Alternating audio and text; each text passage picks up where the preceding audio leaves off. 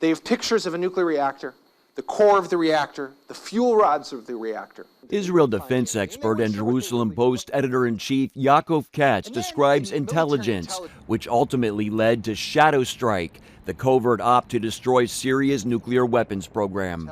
Retired Navy Vice Admiral Herman Shalansky interviewed Katz about recently declassified files of the mission that led to a best-selling book by Katz. Israel destroyed this reactor in 2007. 7 years later, in the summer of 2014, you know what happened in that region of Syria where that reactor once stood?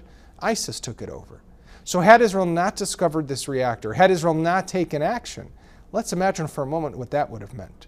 You would have had this al-baghdadi guy, right, with not just thousands of fighters and vicious, brutal fighters, but with radioactive material, dirty bombs, and potentially a nuclear weapon in his suitcase. In light of the current state of affairs of the Middle East, what does the actual shadow strike mean when it comes to Iran? What are the implications of that secret Israeli Air Force mission in Syria when it comes to Iran's nuclear program? So we're looking at a much more complicated operation. That's on the one hand. On the other hand, Israel could go there. Israel has the capability to fly its jets to Iran and to take out some of the key facilities. They've scattered them throughout the country, some of them buried deep underground inside mountains or reinforced steel and concrete bunkers. But let's say they could cause enough damage. They could set them back. Katz believes military action is not enough. You need to hit them with tough sanctions. You need to get the world aligned to ensure that after that mission, the Iranians aren't going to rebuild what you have just destroyed. Vice Admiral Shalansky says Israel has been loud and clear about its red line with Iran's nuclear enrichment program. That if Iran had the development of a nuclear weapon, that they would take action.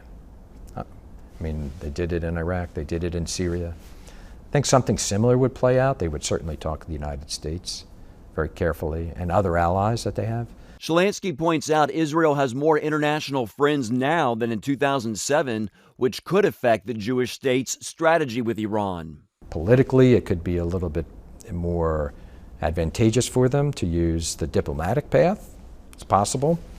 Certainly, at one point, the allies, our allies, United States allies, worked very much together to put constraints on Iran to ensure that they didn't have the means to get the bomb. A lot of that's deteriorating now. Shalansky says it boils down to two paths for Israel, diplomatic or wartime. But I think Israel's shown pretty clearly that they're not afraid to take the wartime path if needed. Mark Martin, CBN News, Virginia Beach.